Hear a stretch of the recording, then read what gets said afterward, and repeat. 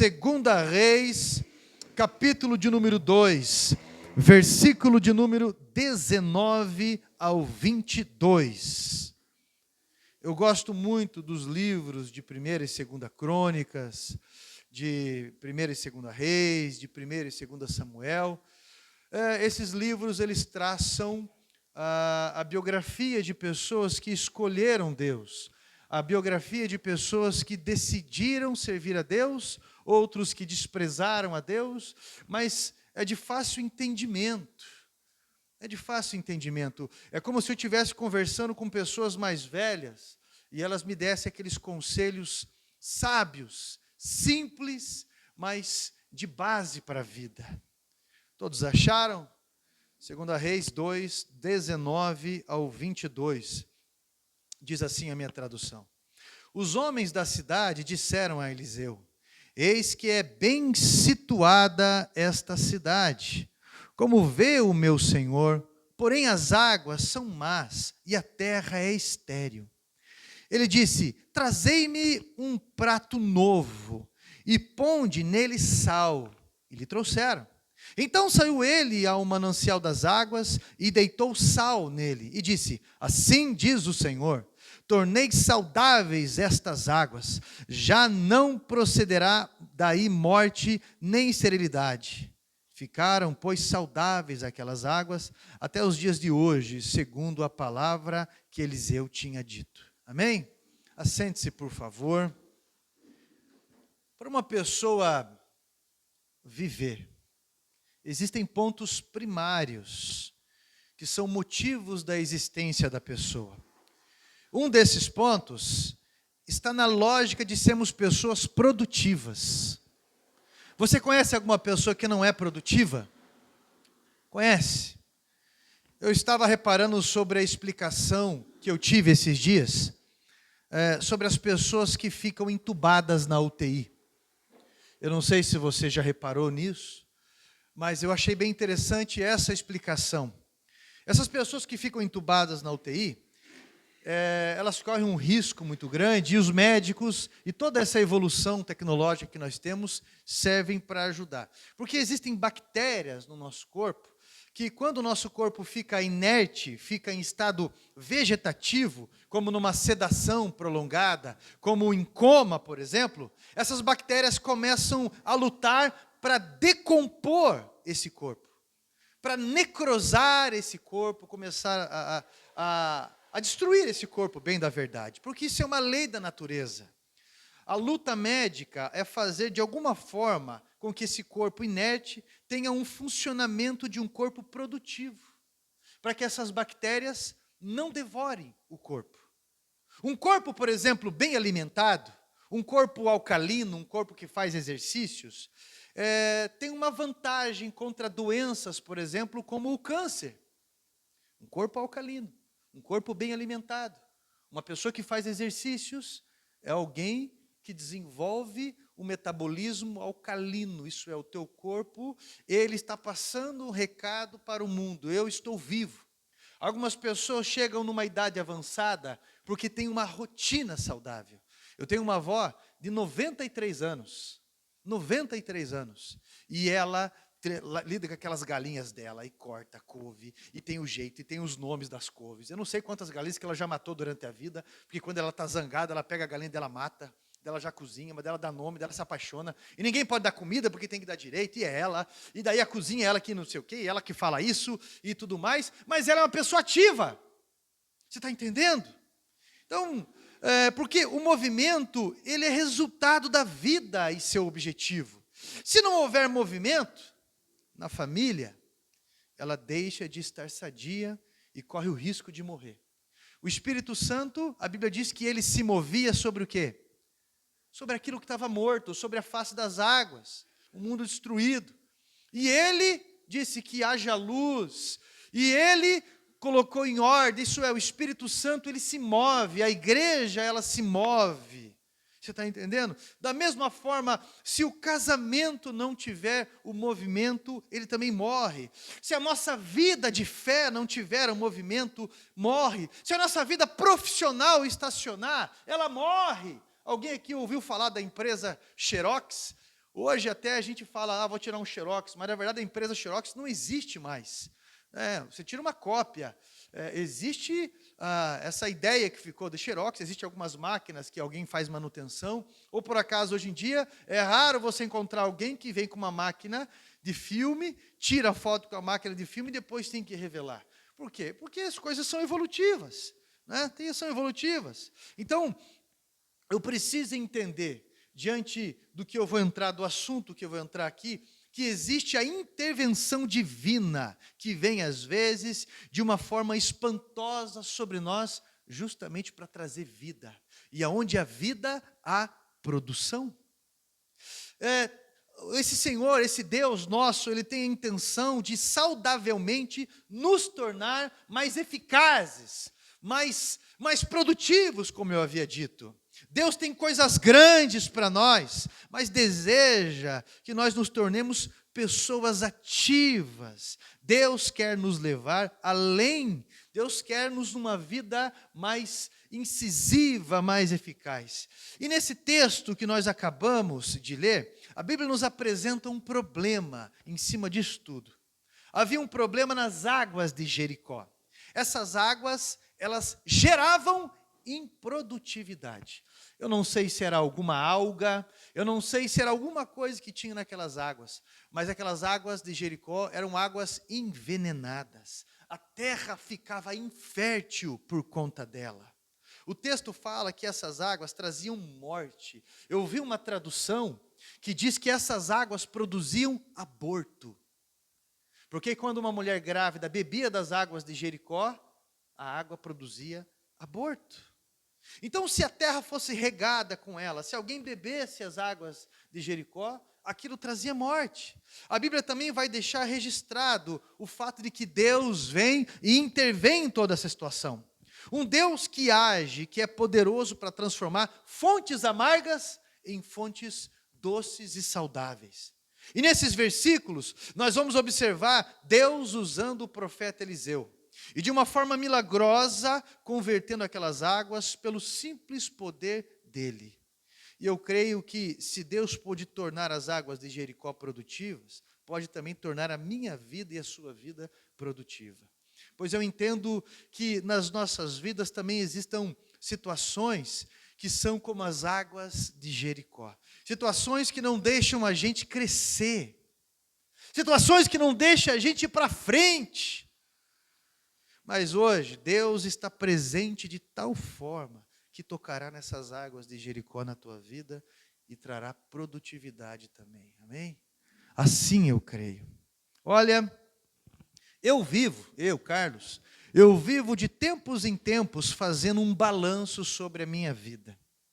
E reparo, às vezes, que em algumas áreas eu falhei pela dificuldade de ser renovado, de ser repetitivo em coisas que eu me frustro, às vezes eu devia ter melhorado, né?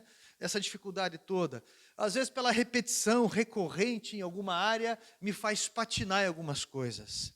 E isso me limitou de crescer. E quando eu percebo isso, eu faço esse balanço da minha vida, essa autocrítica, e eu sou muito pesado numa crítica comigo, eu tenho que focalizar essas coisas e ser honesto comigo para eu poder me deslocar desse comportamento improdutivo.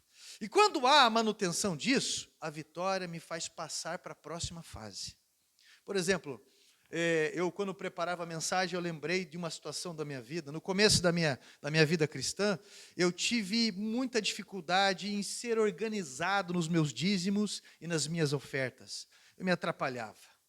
Como também nos favores, em servir na casa de Deus, ou me organizar na forma como eu iria servir na casa de Deus ou pessoas. E um dia, depois de uma mensagem, eu pensei comigo assim, eu não confio em Deus de verdade. Eu não confio em Deus de verdade. Na prática, eu estou duvidando da sua provisão. Na prática, eu estou dizendo que eu não acredito na palavra dele e tudo que eu estou ouvindo, porque eu não consigo devolver o meu dízimo como é para eu devolver. E na prática, eu estou duvidando de Deus. E eu me confrontei naquelas coisas, e aquilo foi um divisor de água na minha vida, e o que fez mudar o rumo da minha vida, pois destravou, né? E quem caminha comigo entende o que é favor divino. E se você parar para pensar, existem situações parecidas na sua vida, situações como as águas de Jericó, e à luz da Bíblia, existem pontos que me chamam a atenção de como nós podemos tratar tudo que é improdutivo na nossa vida.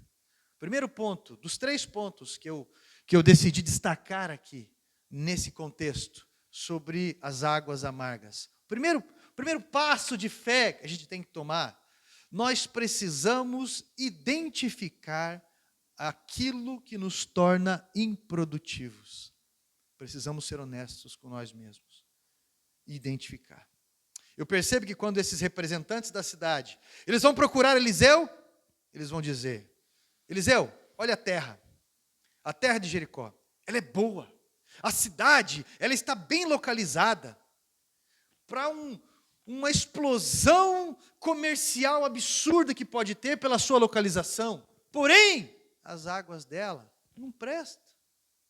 E eu acho interessante porque eles foram capazes de enxergar potencial naquele lugar. A cidade de Jericó com potencial estratégico para se tornar um grande centro comercial. E quando eu olho para a vida de muitas pessoas, eu também vejo um potencial. A cidade é boa, tem coisa boa, Deus quer fazer coisa grande, mas quanto potencial desperdiçado às vezes com amargura, com birra, quanto potencial às vezes desperdiçado com julgamento, com má impressão com as forças do atraso, por situações que precisamos pontuar, precisamos organizar esse comportamento nosso. E eles identificaram o problema. Tem um problema nas águas da cidade. Nós precisamos identificar quais situações recorrentes que nos impedem de crescer. Eu gosto muito de estudar a biografia da vida de pessoas. Eu não sei se você conhece a biografia de algumas pessoas. Eu sou fissurado em biografias, estudar a conclusão de vida de pessoas. Já estudei naturalmente da Inês, Simple McPherson, e você vai estudar a vida de William Seymour, de Lake, Robert País de Gales, Kathryn Kuhlman. Você vai estudar a vida de artistas brasileiros que tiveram a vida que só Deus sabe como, fora, né? Me aprofundei na vida de Elvis Presley, dos Césares. Você estuda a vida de Renato Russo, de Freddie Mercury, por exemplo. Por que esse cara era tão depressivo desse jeito, tão solto? Você estuda a vida de pessoas que não passava, às vezes, de uma pessoa alcoólatra, e alguém que tinha uma dor muito grande, e que Satanás se aproveitou dessa dor, que é o próprio Raul Seixas. Pegou um gancho ali, e transmite as mensagens dele através dessas músicas. E você começa a estudar a vida de algumas pessoas, mas teve uma dessas vidas que eu estudei, uma dessas biografias, que me chamou a atenção naquilo que eu estou falando, sobre aquilo que eu estou falando. Alguém sabe quem foi Isaac Newton? Eu lembro desse nome. Você lembra quem foi Isaac Newton? Você lembra alguma coisa que ele fez? Lembrou da lâmpada? Eletricidade? Gravidade. A lei de Newton. A lei de Newton é chamada de lei da gravidade. Olha só. Isaac Newton, na verdade, ele foi um menino abandonado pela mãe dele. O pai dele faleceu quando ele ainda era um bebê, e a mãe dele se juntou com um homem e entregou ele num orfanato. E nesse internato ele cresceu amargo, ciente do que tinha acontecido, porque a mãe dele havia trocado ele por esse padrasto. Olha só, ele conta que ele confessou num diário dele que ele desejou queimar a casa da mãe dele e do padrasto. Eu não sei se com a ideia deles dentro ou não. E com 12 anos, né, de idade, ele era um estudante mediano, com dificuldade de se relacionar, uma pessoa muito inibida. Você conhece uma pessoa inibida ou não? É que eu sou curitibano, não por isso. eu sou assim mesmo, isso é só uma defesa.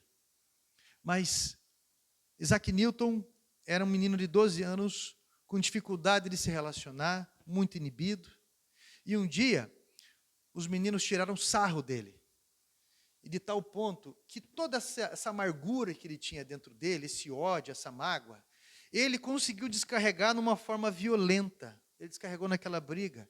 E ele foi tão violento que o diretor da escola queria banir ele da escola. Mas havia um professor ali, um homem de Deus, um cristão, chamado Henry. Eu não vou saber falar o sobrenome dele, porque eu falo mal português, imagina em inglês. Henry Francis Norman. E esse professor cristão, ele olhou para Isaac Newton e viu potencial naquele menino, mesmo aquele menino sendo alguém mediano na escola, nas suas notas e tudo mais. E ele pede para esse diretor uma chance e começa a investir tempo na vida desse menino. Ele evangeliza esse jovem, falando do amor de Deus para ele. E ajuda esse jovem a enxergar tudo aquilo que estava dentro dele que precisava ser tratado. Aquilo que impedia ele de crescer. Quando esse menino faz 20 anos, a mãe dele chama ele para voltar de novo para casa. E enquanto ele estava decidido a voltar, porque aquelas coisas mal resolvidas, mãe, pai, mas a mãe dele, o interesse dela era com que ele trabalhasse na lavoura, porque ela estava com carência de mão de obra. Mas esse professor arrumou uma encrenca, esse Henry, esse cristão, e falou, não, esse menino não vai trabalhar na lavoura, eu vejo potencial nele, eu vou pagar, pelo menos vou dar início à faculdade para esse menino. E esse Henry, esse cristão, investiu nesse jovem, e quando esse jovem entrou na faculdade, lá na Inglaterra, ele entendeu ainda mais sobre Jesus, sobre o cristianismo, foi entendido muito mais a respeito disso. E esse menino se tornou, com o tempo, um dos maiores cientistas de todos os tempos. Ele foi teólogo, matemático, físico, astrônomo e autor inglês, que revolucionou o mundo de 1643 a 1727, quando ele acabou falecendo. A lei da gravidade, fora outras coisas que esse menino revolucionou o mundo. Então, foi uma criança cheia de potencial, mas que não podia crescer, porque existiam águas amargas dentro dele. Águas como as de Jericó. E quando alguém pontuou isso para ele, quando alguém o ajudou a pontuar e a tratar isso, todo esse potencial foi visto pelo mundo. Deus quer tratar essas águas amargas em você, essas fontes de improdutividade, por isso precisa identificar elas. Talvez eu estou falando com alguém que tem uma desorganização crônica, que impede essa pessoa de produzir, sempre se atropelando, sempre com humor arrasado, brabo, por conta desses atropelos. Às vezes eu posso estar falando com alguém que as águas amargas é o legalismo que essa pessoa tem, sempre tentando se adiantar, impondo regras, mas simplesmente pelo medo de perder as pessoas ao redor, sempre achando um ponto para se centralizar na vida de alguém. Às vezes, uma fragilidade emocional, às vezes as águas amargas, sempre uma autocomiseração, sempre olhando sempre como vítima ou como alguém injustiçado. Talvez eu estou falando com alguém que as águas amargas dessa pessoa é o fato de não conseguir sustentar a sua própria palavra que empenhou. Isso é, a partir de hoje, Senhor, eu faço uma aliança contigo. Semana que vem, esqueceu de tudo.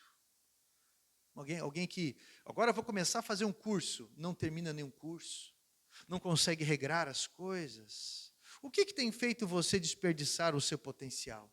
Às vezes é bom a gente escrever, às vezes é bom a gente meditar sobre esse comportamento, essas águas amargas. A primeira coisa, então, é a gente pontuar o que está acontecendo na minha vida.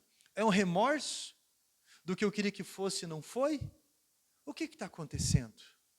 O que está acontecendo? Segundo ponto, que me chama a atenção sobre isso. Não minimize o problema. Nós temos uma tendência de fazer vista grossa. Nós temos uma tendência de alimentar nossa zona de conforto com desculpas, tipo, faz parte da minha personalidade. Eu sou meio assim, sabe? Não é muito sério não. Quem quer está perto de mim, quem não quer não está perto de mim. É assim mesmo. Gente, para mim, é isso. Ser humanos, pessoas, parente. Sempre com desculpas desse jeito. Mas, na verdade, não consegue se relacionar bem com ninguém que começa a estreitar laço um pouquinho. Com ninguém. Acha todo mundo invasor. Mas a Bíblia diz que o que torna aquela cidade inconvivível, você percebeu a relação? A Bíblia diz que o que torna aquela cidade inconvivível, improdutiva, era algo muito sério. Porque gerava morte, porque trazia doença. Trazia doença, gente. Olha só. E me chamou a atenção, me veio na mente uma passagem bíblica de Jesus, Marcos capítulo 11. Não sei se você vai lembrar o que está escrito lá, mas Marcos capítulo 11 relata que Jesus passa por uma figueira. E essa figueira, ela está saudável, ela tem folhas, mas ela não tem figo, ela não tem fruto. E quando Jesus passa por ela e vê que ela não tem fruto, a Bíblia diz que Jesus amaldiçoa essa figueira. Mas por que a figueira não tinha fruto? Porque não era a estação. Eu tenho uma pé de laranja em casa, ele dá uma vez por ano. E não era a estação do figo também dar fruto. Mas Jesus queria passar um recado ali. Jesus leva muito sério a improdutividade na vida de alguém. Ele leva muito a sério, ele não minimiza isso. No capítulo 11, quando Jesus já havia passado pela figueira e amaldiçoado a figueira para que ela se secasse, Jesus vai com os apóstolos em seguida lá para o templo. E quando ele chega naquele templo, ele olha aquelas pessoas lá que se aproveitam da fé de outras pessoas. Jesus diz que aquela casa de oração havia perdido o propósito. E os discípulos olharam tudo aquilo, Jesus levanta a mesa daqueles cambistas, derruba aquelas coisas daqueles vendilhões, e de repente, quando Jesus termina de fazer tudo aquilo, eles voltam. E quando eles passam, capítulo 11, e quando eles passam por aquela figueira, os discípulos chegam a relatar que aquela figueira está seca. E Jesus dá a ideia, nesse capítulo 11, que essa figueira, ela representa Israel da época. Um sistema religioso falido. Um sistema religioso inútil. A ideia era essa do capítulo. Como essa figueira não está produzindo fruto, eu vou secá-la e ela não irá produzir mais nada. Mas eu trago uma nova dispensação, onde mesmo nas estações contrárias, essa figueira irá produzir. E Jesus está falando da igreja. Que mesmo fora de estação, mesmo quando as forças são contrárias, produz fruto. Quando todo o tempo é contrário, para a igreja, todo o tempo é tempo de produzir. Jesus passou a ideia. Se vocês viverem com essa missão, com esse intuito de dar mais frutos, se disserem para uma montanha, mova-se daqui, vá para lá, isso vai acontecer, porque tudo que vocês pedirem para ser produtivos no reino de Deus, eu vou lhes dar. Eu vou lhes dar. Tem um livro, indicação do Billy Graham, Torturados por Amor a Cristo. Ele foi escrito no período de Guerra Fria, onde o comunismo imperava na Romênia. O nome desse autor é Robert Random também. Robert, só lembro o primeiro nome. E esse homem ficou preso 14 anos na Romênia por ser cristão. E ele sofreu açoites e torturas de vários tipos. Ele relata o que o comunismo fez com os cristãos ali. Padres, pastores ou cristãos de todo e qualquer tipo. E ele relata que eles recebiam uma ração para que eles tivessem o limite da comida para não morrer, mas também para não estarem saudáveis. para prolongar a vida e a tortura deles. E para completar a dieta, eles recebiam uma fatia de pão por semana. E ele, como cristão, eles, na cela dele, como cristãos, eles, daquela fatia de pão, eles tiravam o dízimo daquela fatia de pão e davam para a pessoa que estava mais fraco ali dentro da cela. Era a forma deles dizimarem. Eles ceiavam sem nada na mão, era só em memória de Jesus.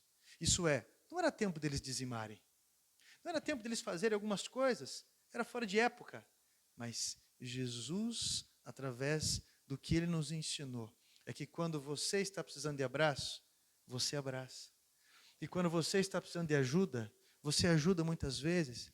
Que várias vezes, quando você está com vontade de gritar e xingar, você abre a tua boca e louva. Que várias vezes, quando você está com vontade de fugir ou bater em alguém, você perdoa e você melhora a vida de alguém. Jesus levava o problema da improdutividade muito a sério. Meu irmão, olha para cá e seja sincero com você. Qual que é o teu envolvimento na prática? Qual que é a tua produtividade na prática? Ah, pastor, eu sou cristão lustramóvel. Aonde eu vou? Não minimize isso na sua vida. Se alguma coisa tem acontecido que o tem deixado improdutivo no reino, isso é muito sério e você precisa tratar. Você precisa iniciar isso quanto antes. Terceiro ponto. Eles apresentaram o problema da improdutividade ao Senhor, crendo que ele tinha remédio para tratá-los. O problema era na água, mas eles foram procurar, não o cientista, eles foram procurar o profeta naquela época. Meu irmão, eu vou falar uma coisa para você. Como um pastor, né, e mesmo como um pastor, eu sou uma pessoa muito cética. Muitas vezes nós olhamos as situações improdutivas da nossa vida e nós achamos que isso não tem a ver com o espiritual, não, com o problema espiritual. E seja qual for o problema de improdutividade, meu irmão, aprenda uma coisa, é tremendamente espiritual o problema da improdutividade. É absurdamente espiritual de o porquê que não vai para frente. É incrivelmente espiritual. E é por isso que nós precisamos recorrer a pessoas de Deus, como eles fizeram com o profeta. Precisamos recorrer a Deus. E o que a Bíblia quer nos ensinar é: procure ajuda. Procure ajuda. Não seja um fofoqueiro, não, uma fofoqueira. Procure ajuda. Ajuda de Deus em primeiro lugar. Ajuda de Deus em primeiro lugar. Depois que alguém maduro te orientar, não é fazer por você, é te orientar. Porque tem coisas que você tem que fazer por você. E quando eles fazem isso, chega para o profeta e fala essas coisas, sabe o que o profeta fala? Peguem sal numa vasilha nova e tragam para mim aqui. Uma tigela nova e tragam para mim. Ah, meu irmão, ainda que o sal fosse um antisséptico natural, é um antisséptico natural, o que cura não é o sal. Não é o sal. O profeta chega com aquele negócio lá e joga nas águas. E ele declara, a partir desse momento, o Senhor está declarando essas águas saudáveis, boas. O que o profeta estava dizendo é que Deus tem remédio para você. Deus tem remédio para curar a improdutividade nas águas de Jericó. Quando eu lembrei de Êxodo capítulo 15, fala que um dia Moisés chega no lugar e as águas daquele lugar onde o povo acampou eram águas amargas, conhecido como águas de Mara, amargo. Moisés, então, direcionado por Deus, ele pega um galho, joga na água e, de repente, fala: o Senhor está purificando essa água. E a água ficou doce e ficou boa. Outra passagem, quando Eliseu está numa refeição com os seus discípulos e alguém inexperiente está ali fazendo refeição, faz um tempero até interessante, coloridinho, bonitinho, e de repente alguém olha para aquilo e grita: morte na panela! Porque a comida estava envenenada. Eliseu vai, pega um punhado de farinha e joga naquela panela e diz que a comida estava boa, porque Deus declarou a comida boa. Isso é, meu irmão, não é o sal, não é o galho muito menos a farinha. O que a Bíblia quer nos mostrar é que Deus tem remédio para tudo aquilo que nos torna improdutivos, para tudo aquilo que vai gerando morte através de certas atitudes nossas e repulsas. Deus pode tratar, Deus pode usar o sal, o galho, farinha, não importa. Deus pode usar quem Ele quer, quem Ele quer. E às vezes a gente escuta algumas coisas de algumas pessoas que a gente não quer ouvir, principalmente às vezes de pessoas que a gente ama e tem um orgulho entrelaçado com isso. Trata o nosso orgulho e essa pessoa pode ser chamada de galho, de sal, de farinha. Mas Deus quer curar, às vezes, o motivo da nossa improdutividade, porque Deus quer nos tornar mais excelentes, Deus quer nos sarar. Então eu peço que você apresente o que te torna improdutivo ao Senhor e experimente a cura dele. Você precisa dizer: Deus, sara a minha vida.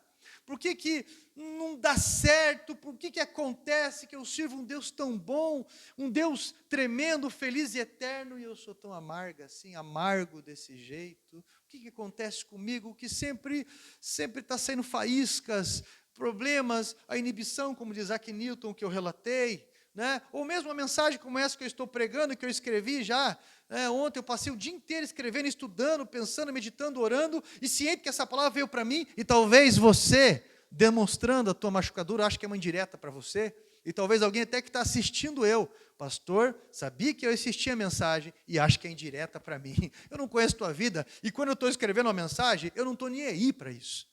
E eu não fico refém dessas coisas. Acontece, meu irmão e minha irmã, que eu entendo isso como algo espiritual. E a improdutividade é algo tremendamente espiritual. Deus vai levantar você como pregador. E quando você abrir a tua boca, vai sair como se fosse flecha flamejante da tua boca, direto para os corações que estão feridos. Deus quer levantar você como soldado no reino dele, e que por onde você passa, você vai melhorar a vida de pessoas. Deus quer levantar você para produzir, para melhorar, porque se isso não acontecer, meu irmão, a morte te engole, você perde o propósito. Existem situações da sua vida que querem te engolir, existem situações da sua vida que querem te engolir, e deixa eu colocar um aspas, não é de fora para dentro, é de dentro para fora, está dentro de você, como eu dei o exemplo das UTIs, e que é um esforço divino para que você entenda que há vida em você, para que você entenda que Deus olha para você e sabe que você, mas está num lugar bem localizado, poxa, mas tem tudo para ser um lugar bom e produtivo, mas o que acontece ali? O que acontece é que essas águas precisam ser curadas. Todo esse ódio, toda essa amargura, essa rejeição, todo esse egoísmo, talvez, eu não sei o que pode ser, essa ganância, eu não sei, isso tem que ser tratado, e Deus quer te sarar hoje, mas você precisa pontuar isso, você precisa deixar de fazer vista grossa com relação a essa situação que é tão séria, porque Deus quer te usar para coisas grandes. Deus quer usar as tuas mãos, Ele quer usar as tuas palavras, e você tem um potencial enorme, enorme, e às vezes está desperdiçando isso com videogame, joguinhos virtuais, está desperdiçando isso, meu irmão, com pornografia, está desperdiçando isso com cara emburrada, está desperdiçando isso com tanta coisa improdutiva, ruminando e alimentando as imperfeições das outras pessoas, que a tua vida não vai para frente, e nem aquelas pessoas que agregam a você conseguem ir para frente. Mas Deus olha para você, e assim como esse Henry enxergou, adotou pessoas, assim hoje eu faço isso também, eu aprendo isso também, e eu entendo que um cristão, ele vai fazer isso para outras pessoas, vai cuidar de pessoas que ninguém às vezes enxerga potencial. Eu lembro de um rapaz chamado Fabiano, e ele traficava, e ele fez absurdos nesse contexto, nesse mundo, e ele disse que o pai dele já não sabia mais o que fazer por ele, e falou: eu larguei mão. E um homem, um rabino que era amigo do pai dele, e depois se tornou um rabino messiânico, um judeu messiânico, por uma experiência que teve com Cristo, esse médico, esse doutor, disse para o pai dele: não jogue fora. Ele é um cristal, só que ele está uma pedra bruta. Deixa eu lapidar ele. E levou ele para a sinagoga. E por 5 anos cuidou dele. Aquilo nunca mais saiu daquele jovem. Aquilo nunca mais saiu dele. Ele foi lapidado. E assim como Isaac Newton, ele conseguiu produzir algo durante a vida e por onde ele passava. Ele melhorou a vida de pessoas. Eu preciso que você entenda que Deus está olhando o potencial em você, meu irmão. E Deus quer te sarar hoje. Deus quer te curar hoje. Deus quer que você identifique esses pontos e seja honesto com isso. Para que você pare de ficar batendo na mesma tecla sobre essas questões. Deus quer sarar você. Porque você tem tanta coisa canalizada aí. Tanta coisa. Uma vez eu estava lidando com uma senhora que ela internou o filho dela em casa de recuperação. O filho dela já havia sido preso, era um adolescente ainda, já havia sido preso, já havia feito coisa muito má para muitas pessoas já. E o menino era absurdamente ousado e realmente um comportamento maligno. E ela tentou de tudo, ela bateu, ela internou, ela fez tudo, e um dia o menino, roubando um carro, flagrado, levou um tiro e morreu. A amargura daquela mulher, com relação a Deus, com relação ao próximo e com relação a si mesmo. Terrível aquilo. E eu orando e pensando, de que forma eu consigo ajudar essa mulher? De que forma? Se é uma mulher com potencial tão grande, eu vi potencial, por tudo que ela descreveu, o fato dela ter lutado para o filho dela, e ela não pode ter ele ali. Mas eu vou falar uma coisa. Nesse ponto que eu falei para ela, a senhora tem um amor que a senhora precisa canalizar para outros filhos. Eu já vi muitas pessoas abrirem instituições e enxerga o seu filho em todos os meninos que estão ali internados. Enxerga a sua filha em todas as meninas que estão ali internadas. E esses dias atendi um homem cadeirante que sofreu demais depois de um acidente, ficou cadeirante, e que ele se tornou um dos responsáveis estadual aqui, uns responsáveis pelo Estado na prática esportiva de cadeirantes. E ele começou a ajudar e multiplicou todo esse trabalho com cadeirantes, porque a pessoa vai ficando depressiva, encolhida, e ele começou a ajudar essas pessoas porque ele tinha algo que ele quis canalizar. E, meu irmão, você consegue se identificar com a dor de algumas pessoas, e Deus quer canalizar isso, Deus quer usar você para sarar outras águas amargas, porque isso não aconteceu só uma vez na Bíblia. Jesus, ele disse, olha, esse sistema religioso desse tipo improdutivo, de só ir para a igreja, escutar, voltar, não funciona. Não funciona. Eu quero fazer algo novo na tua vida. Eu quero fazer algo novo através de você. Só que você vai ter que aceitar isso. E isso envolve você sair da zona de conforto. Isso envolve você sair dessas desculpas de arbustos, porque Jesus, ele quer te usar para estender o reino dele por onde ele passar. Se coloque em pé em nome de Jesus. Eu vou orar por você agora. Põe a mão no teu coração. Eu quero que você, da sua forma simples, e você vai fazer isso durante esses dias, eu quero que você confesse isso para Deus. Esses pontos que você vai identificando, talvez você escutou essa mensagem e até se amargou das palavras que foram faladas aqui, porque isso choca a gente realmente. Talvez você se sentiu até ansioso, ansiosa, com uma raiva dentro, porém, se isso te incomodou, é exatamente para você que vê essa mensagem, porque ela veio para mim primeiro. E se você acha que é difícil de você ouvir, imagine eu ter que estudar, o Senhor falar comigo dessa forma, e eu ter que transmitir isso para vocês. Deus quer agir na tua vida. Quais são as águas amargas? Quais são os lamentos? O que está acontecendo? O que você está transmitindo? O que as pessoas estão bebendo? Jesus falou que aquele que crê nele, do seu interior, fluirão rios de água da vida. Vai beber dele. E ele quer inundar a tua vida. Ele quer inundar a tua vida. E eu vou orar por você agora. E nós vamos ligar. E você vai pontuar. E você vai começar a ter exercícios de mudança na tua vida. Porque ele vai sarar isso. Santo Deus, o Senhor conhece a vida de todos esses que estão me escutando.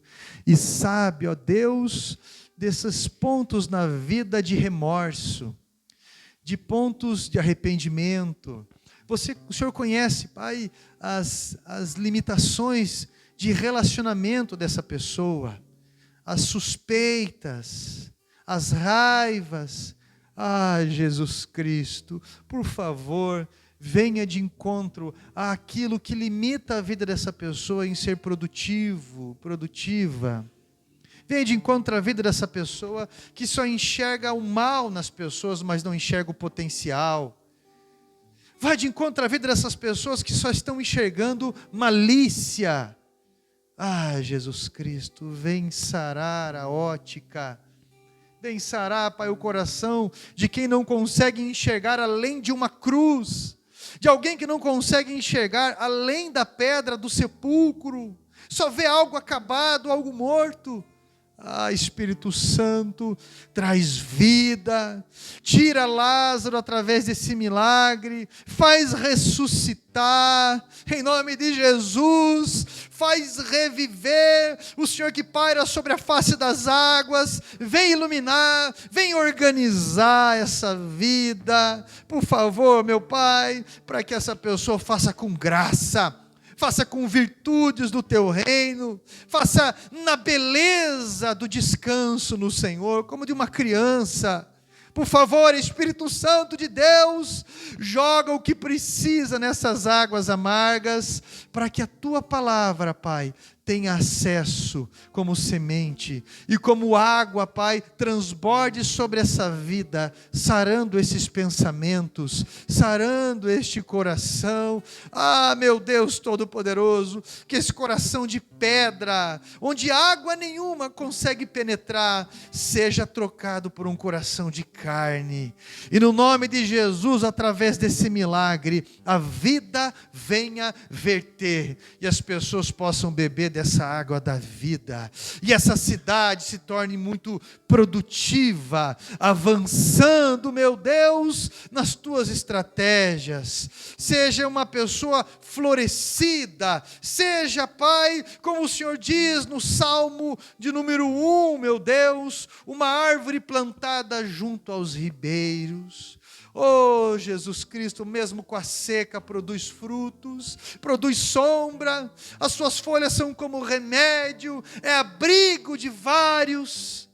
No nome de Jesus Cristo, que essa pessoa entenda a sua identidade no Senhor, entenda a importância do seu lar, entenda a importância de tudo que o Senhor deu para ele e para ela, para servir a favor do reino, a favor do teu propósito, em o nome do Senhor Jesus Cristo. Se essa pessoa precisa ter uma aliança contigo, seja ela financeira, seja em favores, em potencial, seja, Pai, o que for, mas que seja renovado neste momento. É a nossa oração, ligando ao céu e repreendendo toda a impulsividade satânica, tentando pegar um gancho, tentando se aproveitar da situação para destruir. Por isso nós o repreendemos. No teu nome, Jesus. Amém.